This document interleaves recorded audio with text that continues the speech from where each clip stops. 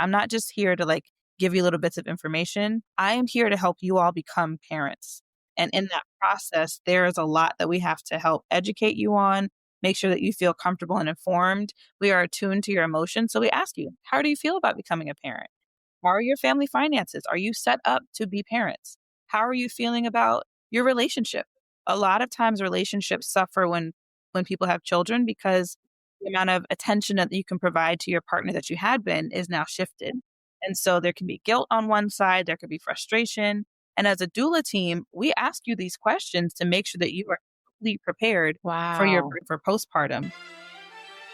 Ever felt those awkward vibes when religion and money come up? You're not alone. Welcome to Yahweh's Money, the podcast where we tackle the crossroads of faith and finance. I'm Shay Cook, an accredited financial counselor and the CEO and founder of Crusaders for Change, LLC. Join us on our journey as we discuss topics like tithing, saving, and conquering debt through religious perspectives. Let's get started. Hey everyone, welcome back to another episode of Yahweh's Money. Today we're going to be talking about womb and wealth, the financial wisdom of investing and doula care with Leah Hairston. I am so excited to be here. I say that about every guest, but this woman right here, we're about to get into an introduction about her, but she is amazing. I'm just glad that this sister is in my life. So bringing a new life into the world is one of the most sacred experiences, yet the financial and health disparities surrounding birth are stark. Today, we're talking about a crucial advocate for mothers, the doula, which I'm just going to pause there. I wish I had a doula, but we're about to talk about it. And hopefully everybody listening will get one that needs one. Many view doula care as a luxury, but what if it's actually an act of wise financial stewardship and faith-filled health planning? We'll explore how investing in maternal health support can significantly reduce costly medical interventions, mitigate income loss from complications, and ensure a flourishing start for a new family. It's about seeing our bodies and family as God's temple, worthy of proactive, faith-driven investment. The main scripture for today is 1 Corinthians 6:19 through 20. Or do you not know that your body is a temple of the Holy Spirit within you, whom you have from God? You are not your own, for you were bought for a price. So glorify God in your body. Amen. This verse reminds us that our bodies are a sacred trust, the temple. Therefore, prioritizing excellent maternal health, which includes hiring support like a doula, is an act of glorifying God through prudent stewardship of the life and body God has given us. It's a spiritual investment with tangible financial returns. So, the guest of the honor of the hour is Leah. She is not only a doula, the CEO and founder of Sweet Bee Services, a woman's health advocate, a friend, a sister of the well. I'm just so proud of her. Welcome, Leah. Thank you, Shay. Thank you for having me. Yes. Tell us more about you. Yes. Well, I am honored to be here. Thank you. I am also honored to be the CEO and founder of Sweet Bee Services. We are Baltimore's concierge doula agency, and we're on a mission to end maternal mortality. So everything that we do is really focused around educating, equipping, and empowering families so that they move from a place of fear to a place of confidence as they navigate their birth, pregnancy, and postpartum experiences. Wow. That's amazing. I have never met anybody like you. Thank you. No, seriously. I don't think I ever met a Black doula before. Just your Mm. spirit is amazing. My daughter's almost 25 next month, which is crazy, but I wish I had had somebody like you in my life because my experience was not good. And we'll talk about that a little bit, I'm sure. But Yeah. how did you get to being who you are today? Well, the long and the short of it is Yeah. that, when Black people say that, it's going to be a long, long story. I really will keep it brief. The brief version is that I'm the oldest of 4 children, and we were born within 5 years of each other. So my most core first memories really have to do with my parents getting pregnant, going to the hospital, coming back with, like, my mom now has an empty belly, but there's a little baby. And they did that 3 times. And I'm like, okay, you keep doing this. Like, I guess this is what families do. But in order to help me acclimate, my family got me a Cabbage Patch doll. Her name was Baby Sonia. And baby Sonia is the way that I learned how to change diapers and how to pretend to breastfeed and learned how to burp a baby because my mom would model and have me sit right next to her as a way for me to be included in the process of becoming a big sister. Fast forward, and I was in middle school, and there was this TV show called Birth Story. It came on TLC, and it was right after A Wedding Story. I So, like, remember that. It's you like they remember show this? the real life man, like Yes. everything. This was not like a cute little Love is Blind Not at situation. all. I remember that. How you Yeah. plan a wedding and the beautiful love story. And then it would go into all these people getting ready to have babies. And so I found it fascinating. And I would sit there for hours dissecting the differences between Black and white people's birth experiences. And I didn't have that language at the time. I was like 11. But I did recognize white people seem to have a lot of privilege and freedom and joy in this experience. And Black people, comparatively, were like sometimes physically strapped to a bed. We're always given the option of a C-section. We're never in a birthing center, from what I saw. And I saw that there were options to have an empowering, uplifting, like almost orgasmic birth experience, but I never saw Black people have that. Mhm. And so I assumed, like, well, I guess that's just not something that we're allowed to have. And I also never saw a Black doula, but I saw doulas, white doulas with white families. And so I assumed, well, that's just not a Black thing. Yeah. Fast forward again, I became a bison. I went to the illustrious Howard University. Yes, And ma'am. while I was there, all my Howard fam will understand. Yes, they will. Okay. While I was there, I decided to be pre med because I had shadowed my gynecologist as a senior in high school and learned all about maternal fetal medicine specialists and gynecologists who focus in on specific needs. I learned about geneticists and the whole process of how do you support someone when there are all these risk factors. And I thought, wow, this is fantastic. I would love to do this as a career. But when I got to Howard, I was reading ahead of my psychology and Spanish books, and I really wasn't as invested in my biology work. Mm. And so I decided, you know what, I want to focus in on the things that I love. And right now I'm loving understanding how human beings function and how we as societies either protect each other or harm each other. And how can I help to create a society in a world where we're always perpetuating joy and unity and healing and not the opposite things? Love that. I ended up working for a nonprofit when I graduated college that focused on human rights and specifically interpartner violence and protecting people from that. And there I met a lot of social workers. And the social workers really piqued my interest because at the time I was like, well, I guess med school isn't for me.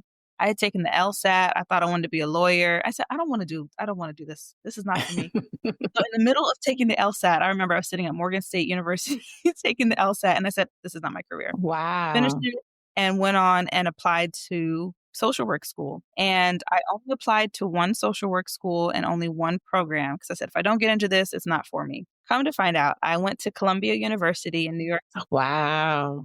Also the like HBCU to Ivy pipeline is Yes, yes. but I decided to go there because they had a focus on entrepreneurship and nonprofit management. It was the only business social work combo I'd found across the country.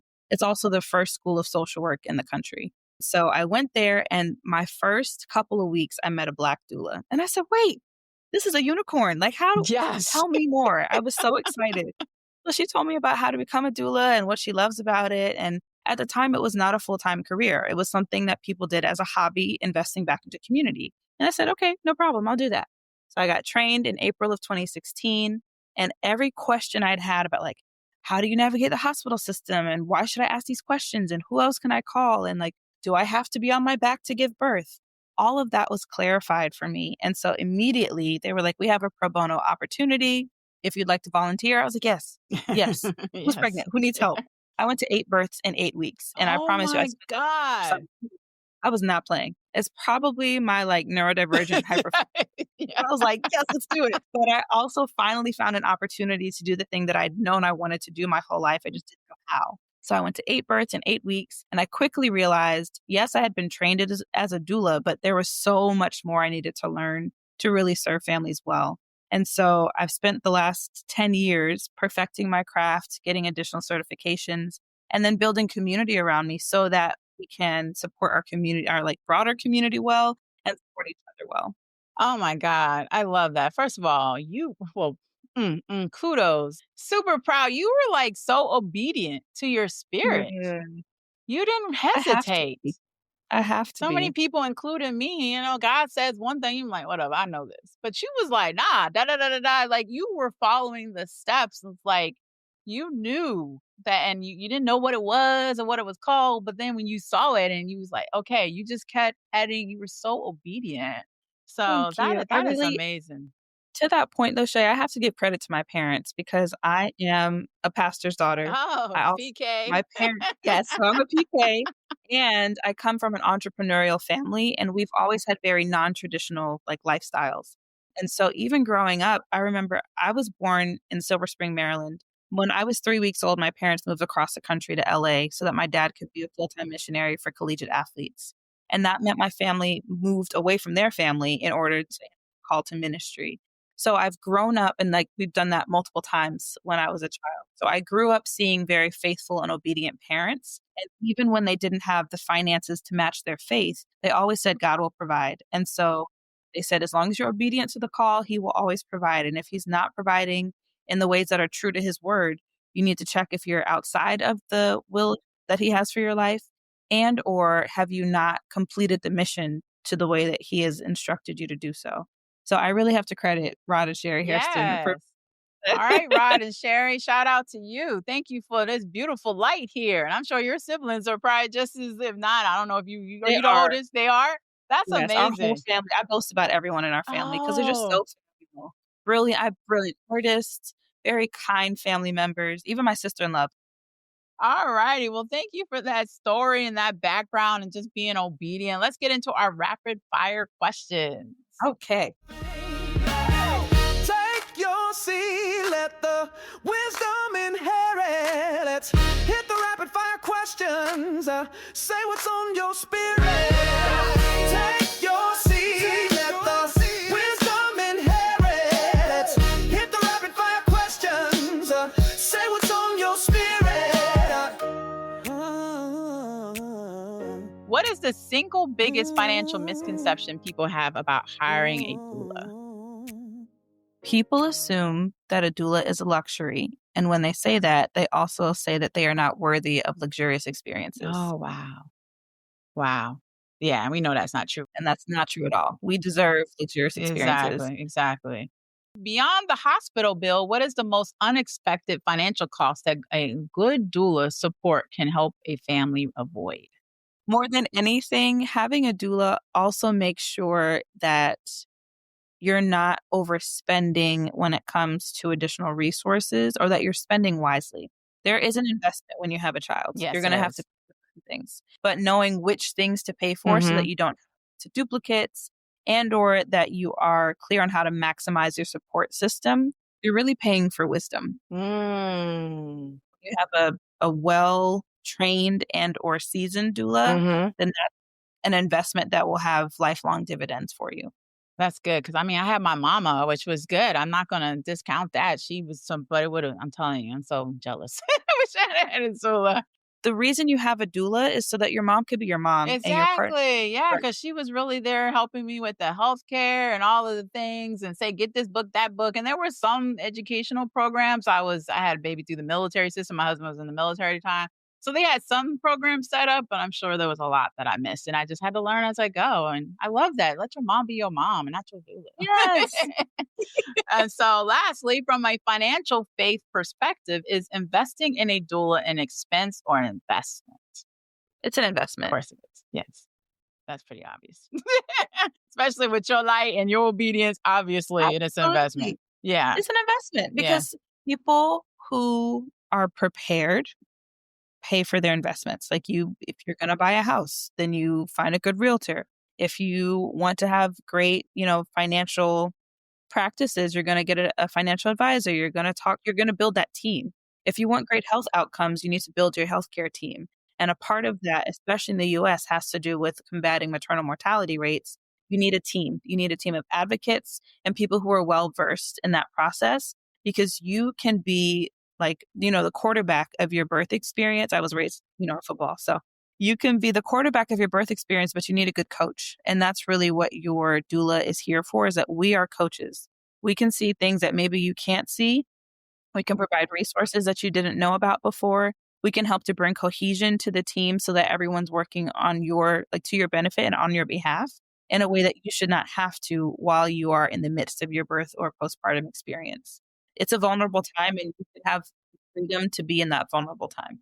I love that. And so the alignment there, what we do as financial counselors at Crusaders for Change, I got a shout out there because we're there when people are going through rough times, whether there's a lot of debt or no savings, and just crazy, lost a job, want to buy a house. So good and bad side, either way, you're stressed out. We're here to come in and, like you said, be that coach, be that counselor, help them change that behavior, deal with any money trauma, and so forth. So, yeah, I love that. Yeah, all right, let's get into the main discussion. Let's talk about this investment because I think some people are like, whatever, I don't need that. But yes, you do. If you're pregnant right now or planning on getting pregnant, you really need to consider this. You need to reach out to Sweet Bee Services. I'm just saying. Hello. Okay. Yeah. So, so what's your personal philosophy on why doula care is a financial asset? We started talking about this a little bit and not a luxury, but give me an example of somebody who was really on the fence and then used it, if you have any, and that was like, oh my God, like this is the best thing ever.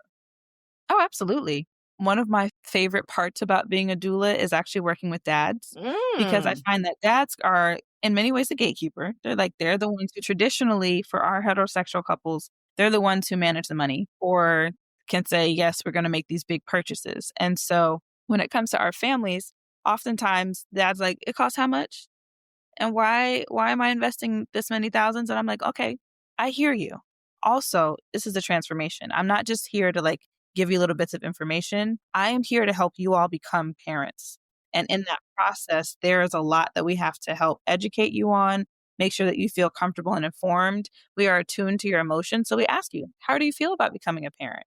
How are your family finances? Are you set up to be parents? How are you feeling about your relationship? A lot of times relationships suffer when people have children because the amount of attention that you can provide to your partner that you had been is now shifted. And so there can be guilt on one side, there could be frustration. And as a doula team, we ask you these questions to make sure that you are fully prepared for your Wow. birth experience and for postpartum. But we also have to ask you some pretty tough questions like power of attorney. Do you Mm. have you talked about what you would do if you're incapable of making medical decisions for yourself? And so in that process, especially for any of our families, like whoever is the breadwinner and or the most anxious person, typically is the one who appreciates these questions because it's in the back of their mind, but they don't feel safe enough to voice it and or how to say it in a way that will be received. So as your doula team, like that's part of what we do. And I've had dads who are like, I know you told me to come to this consultation and I really didn't know who you were and why I needed to be there. But then they came to the consultation. They were convinced to, book services like, okay, I guess my wife will be safe with you. We'll see how it goes. They sat in the office while we would come in for consultation. So we'd practice different positions because Mhm. anatomists also know what's happening in your body during pregnancy, how it's shifting, and Mhm. how I call it minor tweaks that can make a big difference. But pain points, we have a pelvic floor physical therapist who works with Mhm. our clients to help prevent postpartum complications and relieve pregnancy complications, registered dietitian. So they see like this is a team of experts. We have 20, 30-year vets on our team who have been in the field Wow. for a long time and know what we're talking about. We also proudly right now have an all Black women team, which is Yes. I'll go, to say a girl. lot about the way that Yes. we Yeah. there's benefits navigator who can help you understand your insurance plan, whether Mhm. it's commercial or public, and what benefits you have available. And then as he sat listening to like, okay, you have these people on your team, y'all really know what you're talking about. You've answered my questions. He came to our childbirth education class, which I teach for 4 weeks, Oh, and wow. every family is invited to take that class. And we spend 2 hours a week talking through the material, understanding what your options are during birth, understanding how to navigate and communicate with the hospital staff in a way that they actually understand you and like work with you. And how do we plan for postpartum, whether it's a C-section, a vaginal birth, if there's a NICU experience, like we talk about it all. We get to their birth experience. And before I could even get to the hospital, they're like, we're good. You can take your time coming to us because we feel comfortable. I said, are you sure? Because like you got here. I set up my time. I'm ready. They're like, no, we're Yeah. good. We're in a couple hours. Well, I went, at the time that they requested. And when I walked in, the dad was beaming from ear to ear. Mom was like resting in they got praise music going. She's resting on the peanut ball. She looked very ethereal. And he's just smiling. I'm like, what's going on? How are we feeling? Like, oh, no. We have plenty of time, but they asked if he's a nurse. I said, what? The medical team asked if the dad was a nurse because he was so well prepared for the Oh my God. That just gave me they're chills. like, "Oh, he must be an expert." And I said, "That is why people buy doula. That's why you come to Sweet Pea Services, so that you are so prepared that, like, you feel comfortable even if I'm not physically there because you know what you're talking about. You know what you need, and you know how to advocate." They had a beautiful birth experience. That baby is now, like, 2.5 years old. The family is doing well, and all of our clients are typically at risk of some sort of complication, have a label of being high risk, which most of our clients should not have survived or should have had very serious complications, and we Wow. have a 100% survival rate. Okay. Yes, ma'am, over I'm 10 years. feeling all kinds of emotions here. First, I was pissed off because I was like, why doesn't have everybody have these services? It should be mandatory. And then I was like excited and like, yay, this is amazing. Like that testimony. Like, seriously, why am I 25 years into having a child and don't know?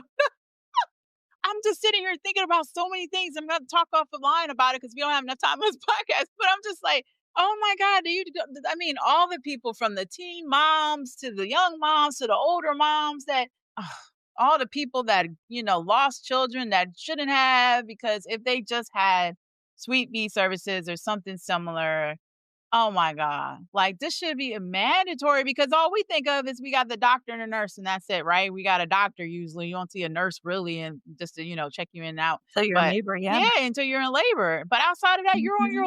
on your own most of the Yes, times. and you should not be. Not at Like, all. a lot of times people say, "Well, do I need a doula? I like my doctor." I'm like, "Yes, that's great. I want you to like your doctor." Yeah. There's no guarantee that your doctor is gonna be there, and you only really get about 15 to 20 minutes per appointment, I'm and about you to might say, get what, once a month? 1 per month until Yeah, you hit about 32 weeks, exactly. and then even then, you only get 1 a week when you hit 36 weeks. But your doula, we spend on average 75 to 80 hours per client, which means that we build a relationship. We know your mom, we come to your baby shower, we know your partner. I have folks who have told me things that they're like, "I haven't even told my husband this." And I said, "That's okay. Yeah, I'm here to hold space and to hold you sometimes so that you can make it through this process." And everyone deserves to be held and loved in that way, especially when they're navigating reproductive justice or exactly. reproductive experiences. Yeah. And you made a great point. Like, what about folks who fall out of the category of like we're in our 30s or 40s and married and have our first baby? We have clients across the spectrum. So we have clients who are part of the LGBTQIA community. And I'm like, great, what do we need? What's going on? We have clients who are teen moms and are alone, clients who are single parents by choice. We have literally a client from any group you could think of, we probably supported them. And we also are really intentional in letting people know that a doula is not just there for when you're giving birth and the baby is crying and alive. We have clients who experience loss.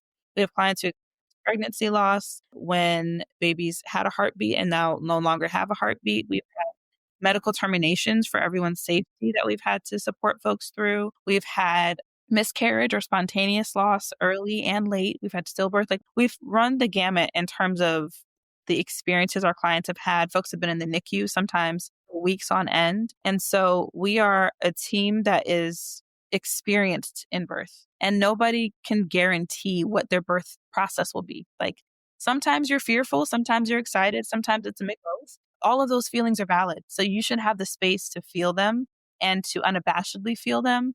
And as doulas, we provide that non-judgmental support. But I also recognize, like, I told my team, I'm on a mission to make 1,000 plus doulas. Like, I'm on a mission to clone Oh, myself. yes. And any And way I I can love, help, I'm here.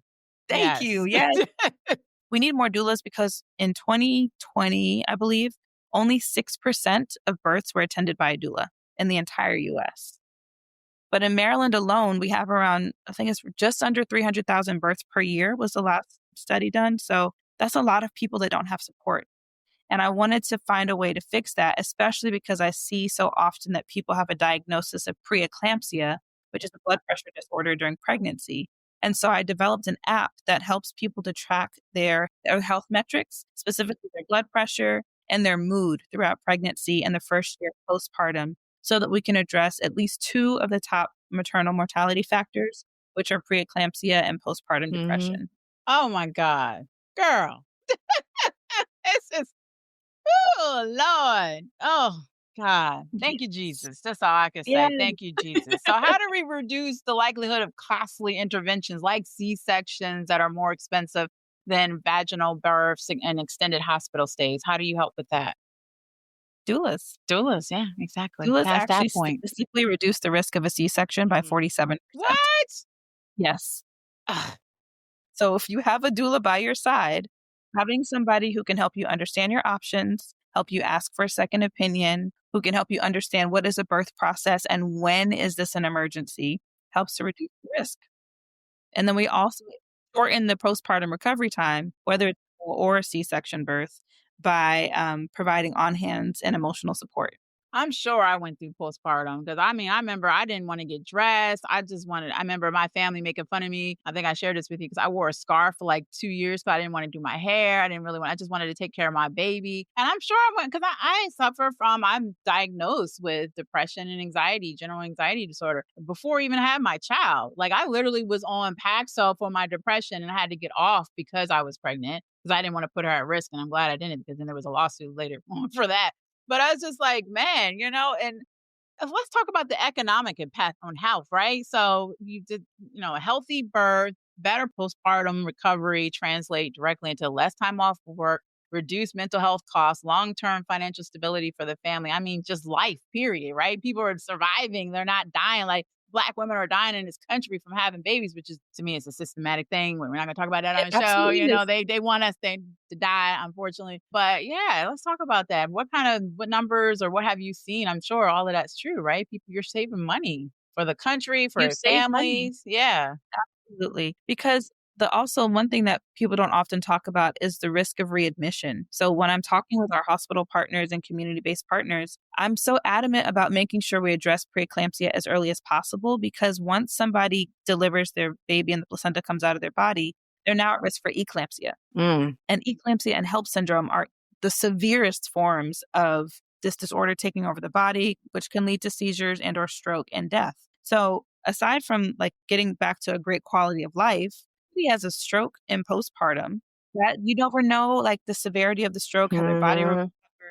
Mhm. We've had folks that have diagnoses of diabetes and how that drastically impacted afterwards. But the complications in pregnancy, they've done longitudinal studies about how they follow people for the rest of their Oh, lives. wow. So if you had a complication in pregnancy that was not addressed or was improperly addressed, the likelihood of having like lifelong blood pressure issues, lifelong diabetes concerns, lifelong organ issues, especially when it comes to the pelvic floor, all at a greater risk. When you have a doula, we can catch things earlier. We can talk Early, with yeah. hey, that's a yellow flag. Let's go talk to your provider. The whole point of the app is to be able to say at 20 weeks, at 24 weeks, at 28 weeks, your blood pressure has been on a bad trend. We need to go to your doctor and see if there's also protein in your urine. We need to see if your liver is enlarged. If those things are happening, we are at risk of preeclampsia. Most people go into an emergency C-section at 34 weeks. Like nobody knew. How was I supposed to know? Oh, You wow. can track our You can healthcare, track like it. our information, and use this as a tool to take to your providers and have Mhm. greater literacy, but also pushing them to urgency because you're speaking a common language. Yeah. The long-term impact is like from a health standpoint, Mhm. absolutely. From Mhm. emotional and mental well-being, it's a major life transition. And Mhm. so there's a process as you have experienced Mhm. where you have to get everyone calls it like get back to, but get Mhm. the form of what I call homeostasis. Mm. It takes about 2 years for your Yes. hormones to regulate, and then about 5 to 7 really for people to feel in their body like, "Oh, Nobody taught me that. I recently learned that 5 on some to 7 show or years." something. Years. That explain when I think about it, yes. This is why I do what I This do. is why I you're want on this people show. to This is why you do yeah. what you do because this is ridiculous that I'm just learning about a lot of this stuff in this year of 2025 and I have a 25-year-old. And I have family members that are having babies still and they're in their 30s, 40s, people nearing 50s like and they don't know about this. We just recently Nobody started talking knows. about menopause. So I can only, you Yes. know what I mean? Like Don't get me started on I know menopause. that's a That's whole nother episode. So let's finish with this. So the spiritual piece of it all, the financial, emotional piece that comes from planning with intention, trusting in God's provision, why practicing practical diligence. Do you see a lot of people turning to God and faith? I'm sure you do. And obviously, dealing with the mental, financial piece of it all, but planning. I mean, I was stressed out during my pregnancy, and I'm sure that was transferred. I always tell my daughter that was transferred to her in vitro or whatever. And because I knew that I was young, I had just got married. My husband and I, unfortunately, we were going through a separation. We got back together, thank you, Jesus. But there was a lot going on. And then just the whole physiological piece of it, right? I'm like, it's just, It is stressful. yes, it's very stressful. I'm stressed out just talking about it right now in this moment. I believe it. Your body remembers. Your body remembers. Exactly. Well, y'all, the average cost of a hospital birth in the US without complications is around 14 to 15,000. With complications, the average cost can rise significantly. Studies show that continuous support during labor, like provided by a doula, hello, Sweet Bee Services, reach out, is associated with a 39% decrease in the risk of a C-section, which dramatically reduces the financial burden of that birth. So, any final thoughts? Oh, yes, so many. I will say that when I first began as a doula 10 years ago, you could have an unmedicated vaginal birth for around $7,000 in hospital and maybe around like $5,000 out of hospital. Now, most in-hospital vaginal births with no additional medications, like you shared, are at that baseline of right around $15,000 to $20,000 and don't need any. That's if you don't get an epidural. That's if eat all the food or whatever option. That's not even baby's concerns. And so often in conversations with people, like especially in the community I share, our services start right around $6,000 for a very comprehensive care plan that lasts for 6 months. And that is both pregnancy and postpartum. But it really is for your life, because a referral this morning from a client who we were her doula for 2 of her babies. And so she now sent one over. So we, as your doula team, yes, we're here to make sure that you're safe in this one experience, but we're really invested in your well-being for the rest of your life and for your baby's life. And if it costs, $6,000 to make sure that you and your baby leave the hospital alive and well, I find that a worthwhile investment. I do too. And if you have trouble trying to find that money, call Crusaders for Change. We're going to help you, because get that budget in line and figure that out, because you need these services, right? Yes. And you are worth even more than that is. So this investment is really just to reinforce that. Yeah. Oh, wow, y'all. Caring for a new mother and a child is a divine assignment. And like I said earlier in the show, Leah is on a divine assignment by God. She is obedient. And, by choosing to invest in a doula, we are choosing proactive stewardship over reactive spending. The decision aligns our finances with our faith, securing the health of the mother, the stability of the family, and honoring the sacredness of life. It's the smart money management guide by a heavenly purpose. Ooh, I love that. So today's call to action, or this week, dedicate your efforts to inform family planning. Research doula services in your area. Again, Sweet Bee Services. I can't say that enough. Even if you aren't expecting to understand costs and available financial assistance, look up whether your insurance or state Medicaid program covers this essential service. And from the spiritual side, spend time in prayer for all mothers to be, asking for God's peace, provision, and wisdom in making health and financial decisions for their growing families. Thank you for joining us today. Thank you, Leah. Thank you, Shay. A big thank you for listening to this episode. We hope you found today's chat about the intersection of religion and money insightful. We would love to hear your feedback. Hit that subscribe button or follow the podcast. And please feel free to leave us a review. For the latest Yahweh's Money content, visit us at crusaders4change.org or find us anywhere you listen to podcasts. Until next time, stay financially fit and spiritually inspired. And remember, it's always better Yahweh's way.